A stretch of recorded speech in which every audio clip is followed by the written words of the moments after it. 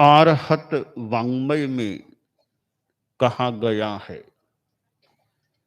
शरीर माहु नावत्ति जीवो वुच्चई नाविओ संसारो अन्नवो वुत्तो जंग तरंति महेशिनो।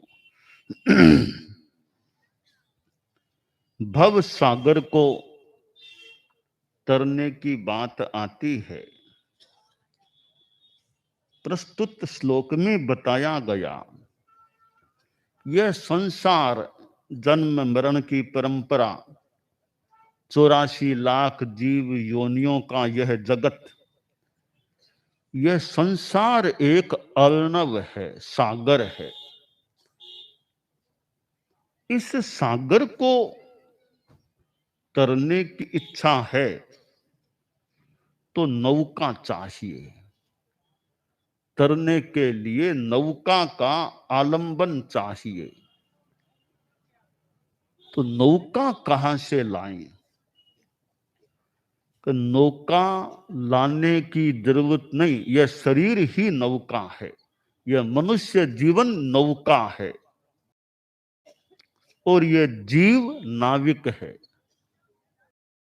अब कौन तर सकता है कि नौका को चलाएगा, चलेगी तो समुद्र तरा जाएगा।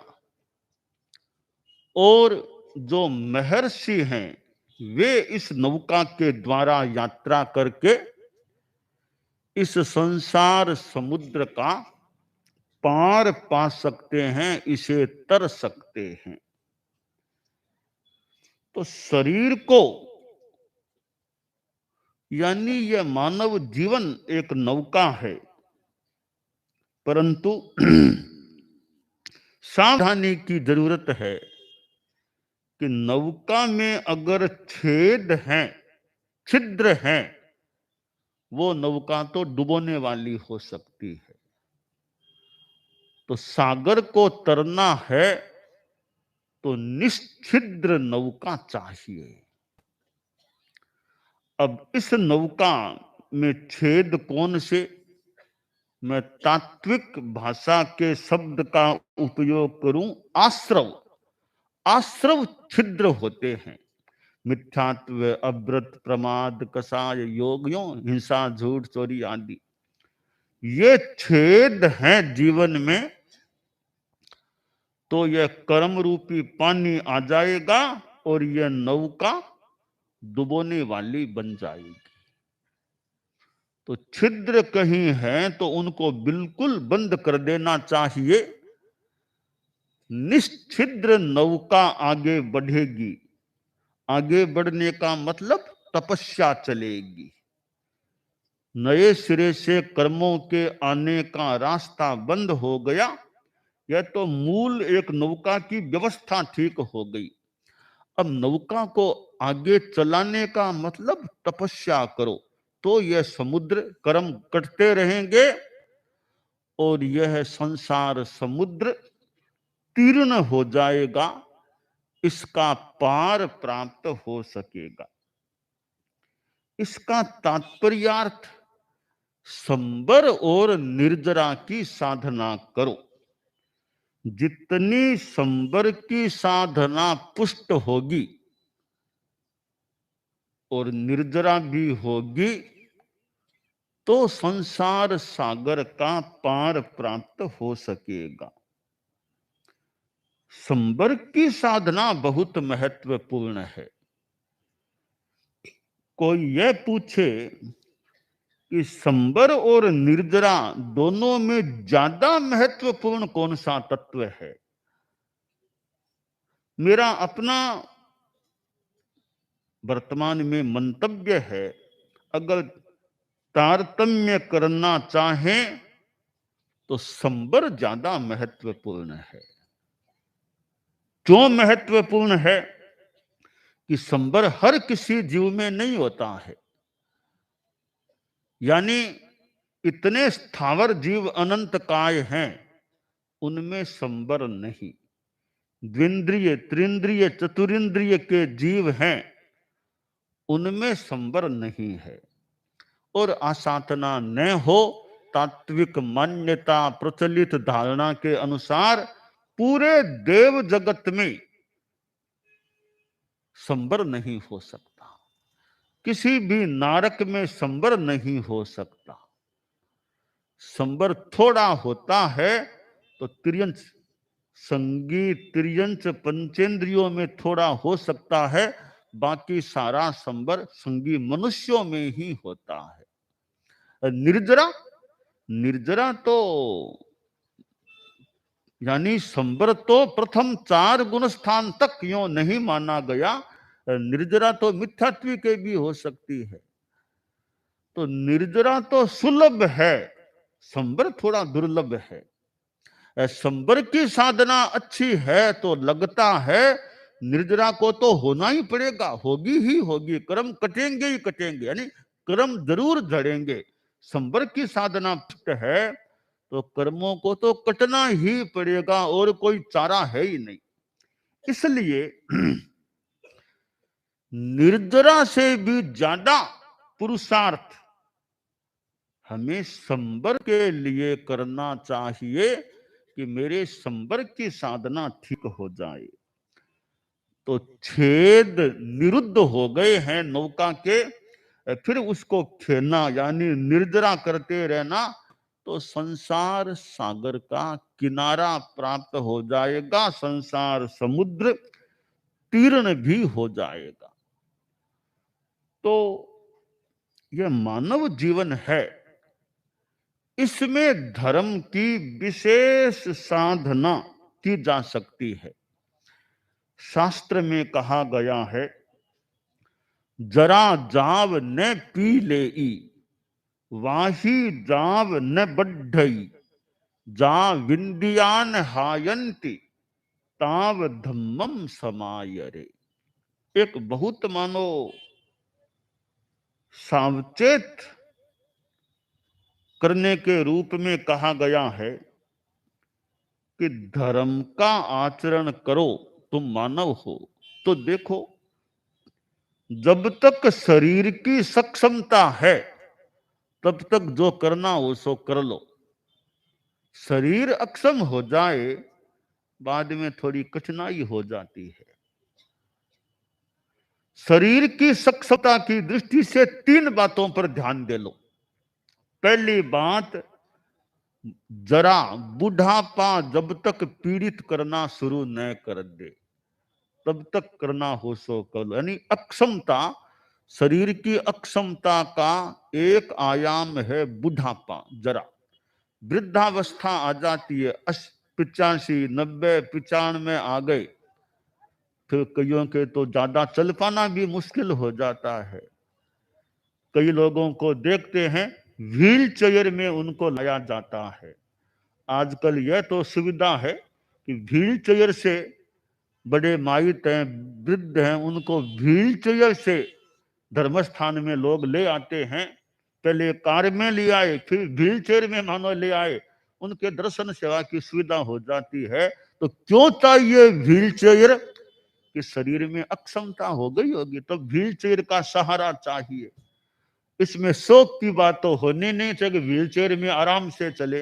अक्षमता है तो व्हील चेयर का उपयोग करके धर्मस्थान में लाया आया जाता है, तो वह तो प्रवस्था है। जब तक बुढ़ापा पीड़ित करना शुरू न करे तब तक जो पराक्रम पुरुषार्थ धर्म के संदर्भ में करना हो वो कर लेना चाहिए। दूसरी बात, वाही जाव न बढ़ई, कि बुढ़ापा तो नहीं आया तो शरीर में व्याधि लग जाए तो फिर भी कठिन होता है अच्छा कार्य करना। अवस्था तो 50 ही है, पर मान लो पैरालिसिस, लकवा हो गया किसी को, अब क्या कितना क्या काम कर पाए, और भी बीमारी लग गई तो कठिनाई हो जाए। तो जब तक शरीर में व्याधि न हो, व्याधि न बढ़े, तब तक जो धर्माराधना करनी है वो कर लो, यानी शरीर स्वस्थ है तब तक कर लो। तीसरी बात, जा विंदियान हायंती, इंद्रिय शक्ति क्षीण न हो, इंद्रियां कमजोर पड़ जाए, देखने में कठिनाई, किताब भी ठीक तरह नहीं पढ़ पाता, ज्योति ठीक नहीं है, कानों से सुनने में कठिनाई हो गई है, और भी इंद्रिय शक्ति कमजोर हो गई है। गौतम के नाम से संदेश दिया गया और उसमें इंद्रियों की शक्ति के बारे में भी बताया गया। सोय बले यहाँ यही, चक्षु बले यहाँ ये, करते करते सब बले यहाँ यही, परिजूरई ते शरीरयम कैसा पंडुरया हवंति ते, से सब बले यहाँ यही समयम गोयम मापमाय। कि देखो गौतम, तुम्हारा शरीर परिजीर्ण हो रहा है, के सब पांडुर सफेद हो रहे हैं, बल क्षीण होता जा रहा है, इसलिए समय मात्र भी प्रमाद मत करो। तो इंद्रिय शक्ति क्षीण न हो तब तक जो करना हो सो कर लो। अब आदमी अक्षम हो फिर कितना क्या काम कर पाएगा, इसलिए पता नहीं किसके शरीर में कब अक्षमता आ जाए। तो जब तक शरीर ठीक है तब तक जो सेवा, जो धर्माराधना, आध्यात्मिक सेवा कर सके वो कर ले। परम पूज्य आचार्य तुलसी ने कितनी लंबी यात्राएं की थी, राजस्थान से कोलकाता, कोलकाता से राजस्थान, राजस्थान से दक्षिण भारत, दक्षिण ठेठ 3 समुद्रों का संगम, उसके परिपार्श्व तक, फिर वहां से राजस्थान पहुंचा। इतनी लंबी यात्राएं की तो शरीर की अनुकूलता थी तब हो गई, जल्दी अपनी यात्राएं कर ली। अब बाद में 80 आ गए थे, बाद में यात्रा की गुरुदेव सोचते तो पैरों से चलकर तो यात्रा होना, दक्षिण भारत की और कोलकाता की यात्रा होना संभवतः कठिन काम हो जाता। तो शरीर सक्षम होता है तब तक आदमी कार्य कर सकता है। तो यह एक बहुत ही सुंदर संदेश है शास्त्र का। जरा जाव न पीले ई, वाही जाव न बढ़ई, जा विंदियान हायंती, ताव धम्मम समायरे। परम पूज्य आचार्य भिक्षु, ठीक है उनका बिहार क्षेत्र राजस्थान मुख्यतया रहा होगा, फिर भी अंतिम चतुर्मास सिरियारी का, अंतिम प्रवेश चतुर्मास का वो सिरियारी प्रवेश हो गया, तब तक भी उनमें सक्षमता, यानी पुरुषार्थ करते थे, पुरुषार्थी थे, श्रम करते थे। तो माने शरीर की अनुकूल स्थिति थी तो पुरुषार्थ करते रहे। और यह मारवाड़ की एरिया जो आचार्य भिक्षु की विहरण भूमि, चतुर्मास के क्षेत्र कर्म भूमि के रूप में रही है। और परम पूज्य आचार्य भिक्षु जिनके जीवन से हम प्रेरणा लेने का प्रयास कर सकते हैं, कितना एक श्रम भी था, कितना ज्ञानाभ्यास, कितना साहित्य, कितने ग्रंथ उन्होंने रचे हैं, कितना उनका शास्त्रीय ज्ञान रहा होगा, तो कितने ग्रंथों की रचना कर दी। तो आचार्य भिक्षु और फिर उनके उत्तरवर्ती आचार्य देखें, दयाचार्य थे, श्रीमद दयाचार्य जो मारवाड़ से ही थे, आचार्य भिक्षु भी मारवाड़ से थे, दयाचार्य भी मारवाड़ से थे, और आचार्य तुलसी भी मारवाड़, लाडनू को मारवाड़ में ही माने तो मारवाड़ से ही थे। तो हमारे धर्म संघ को मारवाड़ ने कितना दिया है, कितना मारवाड़ ने हमको दिया है। आचार्य भिक्षु जैसे मारवाड़ के, श्रीमद दयाचार्य मारवाड़ से, और आचार्य तुलसी भी लाडनू मारवाड़ से। तो तेरा पंथ को मारवाड़ का बड़ा अवदान है, योगदान है। इतनी विभूतियां मारवाड़ से तेरा पंथ को मिली, तेरा पंथ में हुई, तेरा पंथ में रही। तो आचार्य तुलसी के जीवन को देख लें, जयाचार्य को देख लें, उनके जीवन में भी कितना ज्ञान, कितना साहित्य सृजन, कितनी उनकी प्रज्ञा प्रतिभा। तो ये मारवाड़, पाली, जिलार, इधर लाडनू, ये सारा जो मारवाड़ का क्षेत्र, उसमें तेरा पंथ का बहुत विचरण, तेरा पंथ के आचार्यों का विचरण, खासकर आचार्य भिक्षु जैसे एक धर्म क्रांति पुरोधा, हमारे धर्म संघ के प्रथम अनुशासता आचार्य, उनकी तो ये बिहार भूमि, चतुर्मास भूमि। तो इस भूमि में अभी हमारा विचरण भी थोड़े संक्षेप में हो रहा है। और ये सोजत रोड जहां आज आए हैं, सोजत रोड यूं तो मैं अनेक बार आ गया हूं, मेरा एक बार का आना विशेष ऐतिहासिक रहा। सोजत रोड में एक बार मेरा आना विशेष ऐतिहासिक रहा। वो तब जब मैंने शिवांशी, मालानी, रानी स्टेशन उधर जाकर के परम पूज्य गुरुदेव तुलसी युवाचार्य महाप्रज्ञ जी के दर्शन यहाँ किए थे। सन 1991 मर्यादा महोत्सव बगड़ी में हुआ। बगड़ी के प्रवेश से संभवतः पहले दिन मैंने यहाँ सोजत रोड में गुरुदेव के दर्शन किए। तो ऐतिहासिक इसलिए बता रहा हूं, जब मैं आया था वो फिर प्रोग्राम चला तो गुरुदेव तुलसी ने मुझे एक अवदान कह दें, शिक्षा प्रदान की। वो एक उनकी यो बख्शिश कह दें, अवदान कह दें, वो उनकी यह थी कि मुदित सुविधावादी नहीं बनना है। यह सुविधावादी नहीं बनने की एक शिक्षा परिषद के बीच में मुझको परम पूजनीय आचार्य तुलसी ने सोजत रोड में दी थी। साथ में व्यवस्था, किसी शिकायत आ गई तो यह तीन ध्यान 3 घंटे ध्यान, कुछ व्यवस्था भी वो करना होगा। तो यह शिक्षा, यह प्रतिबंध, यह व्यवस्था, यह थोड़ी कड़ाई मान ले, कुछ कड़ी व्यवस्था मान ले भले, वो परम पूज्य गुरुदेव तुलसी ने सोजत रोड में जब मैं आया था तो परिषद के बीच में मुझे वो फरमाया था। तो वो शिक्षा उनकी थी। हालांकि शिक्षा स्थूल रूप में तो मनोज्ञ नहीं थी, मनोज्ञ नहीं है कि इतनी कड़ी व्यवस्था की, सुविधावाद में नहीं जाना, अगर हो गया तो इतना दंड भी झेलना होगा।